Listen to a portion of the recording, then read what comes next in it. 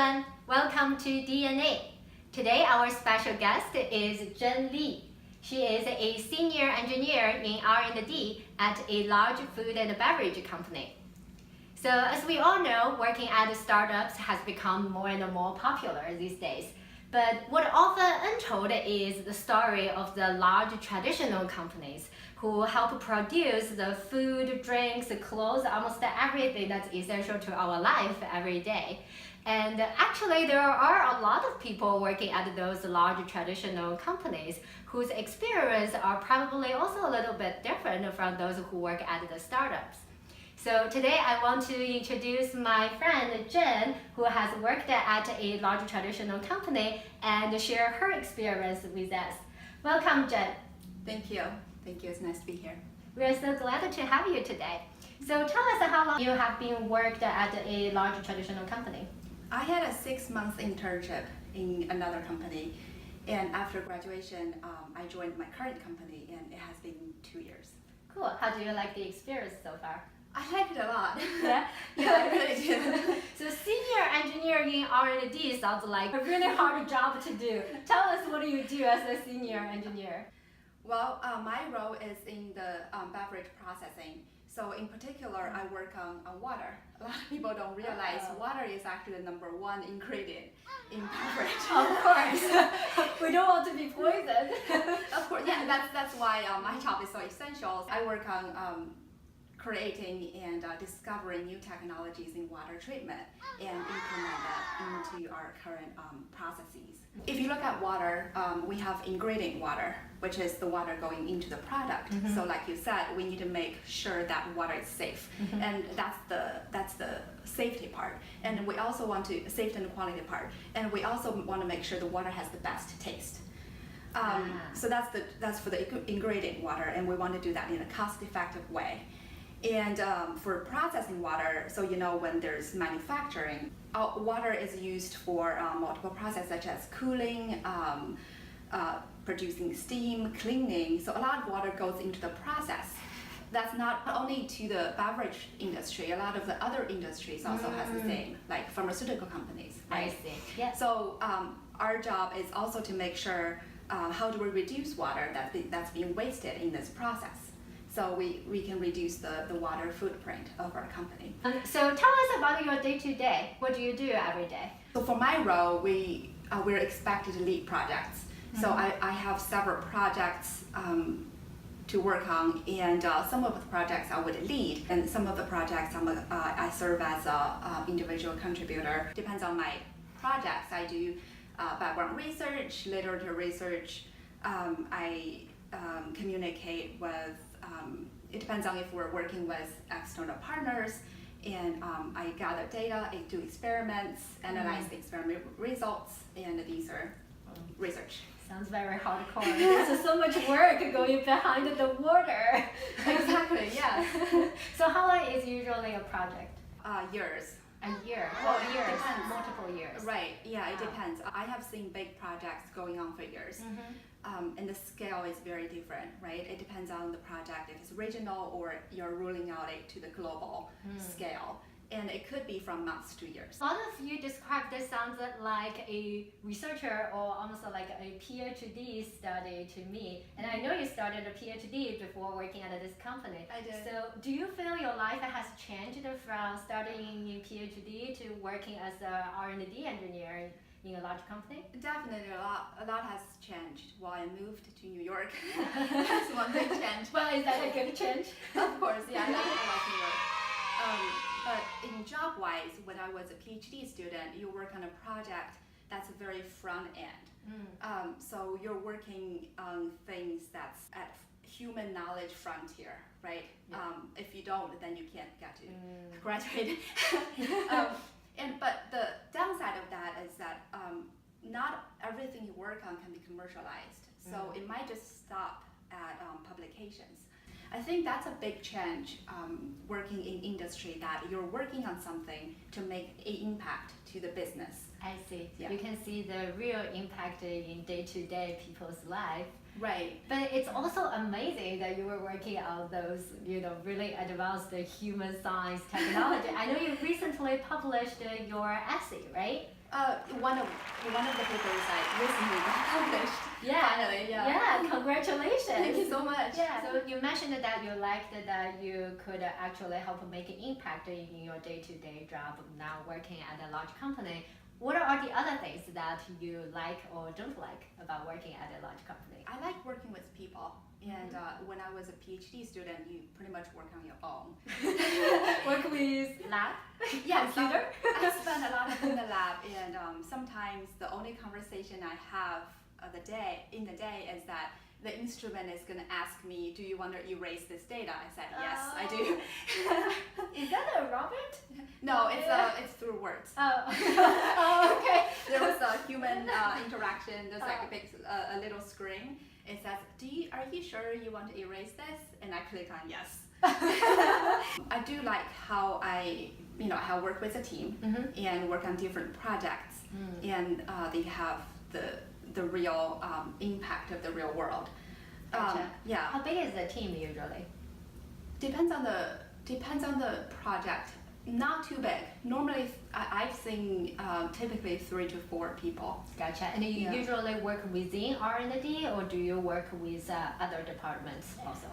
Both. Okay. Yeah. Cool. Awesome. Yeah. What are the other things? I do like how the company, so we're working on reducing the water footprint, and the company has made a big commitment to reducing the company's water footprint. And I think it makes you feel good that you agree with the vision, and there's a goal, and everything is structured, and you're working towards that goal. You believe in what you're working in. It's everything. It's very specific. So I do like that. I do like that clarity. I like having a direction and working for that goal. I think what the big companies are doing very well is they really invest on their people. So they have very good training programs, and they encourage us to go to trainings and to sharpen our skills and broaden our skill sets. I think that's definitely the larger companies are doing well, and they look at your long-term growth.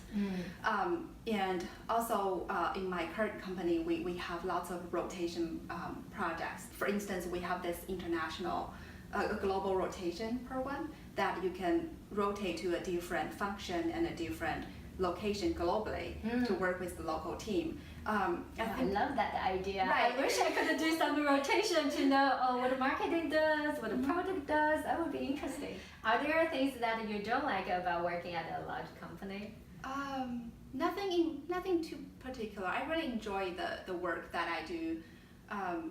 Well, I think in every job there's pros and cons, right? Yeah. I think it's just the way it is. For instance, because we are such a large organization, we might not move as fast as the smaller startup companies.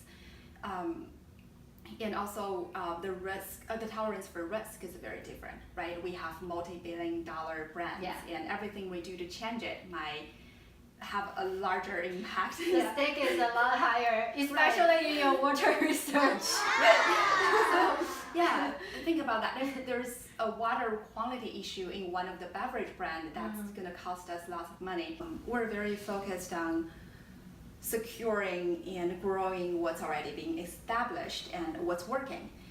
So if someone wants to work for more dynamic and who wants to take more risk and move faster, this might not be an ideal environment for that person. I do realize actually there are very few startups around the commodity or the life essentials that people actually use every day as a concrete product. Well, I think for a tech company, you have a prototype and you want to scale it up, and you have investors to invest in you, right? And it's just a lot difficult. For instance, if you're a chemical engineer and you have a prototype, it's just not something you can build in your garage and test it out. And when there's actual manufacturing going on, for instance, you want to make something, it's a whole different story. You have to find a warehouse, you have to find equipment and train your workers. There are a lot of regulations going on. You want to comply with all those regulations. For instance, OSHA is the Occupational Safety and Health Administration.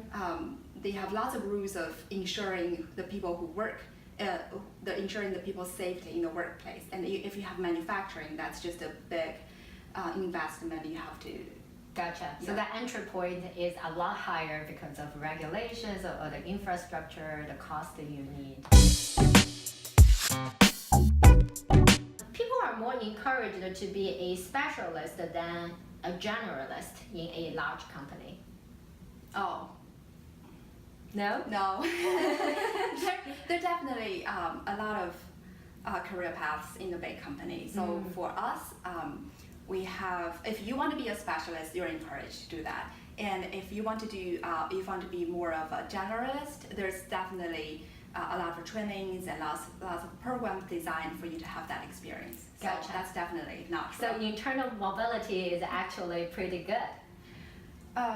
In our company, yes, I would say when I go to senior leadership, we have events where senior leadership shares their experiences, and they all have switched roles a lot. They have, that's awesome it's to know. amazing. Yeah, That's great. Awesome. Functions are usually super siloed, so people usually don't know what other departments are working on in a large company.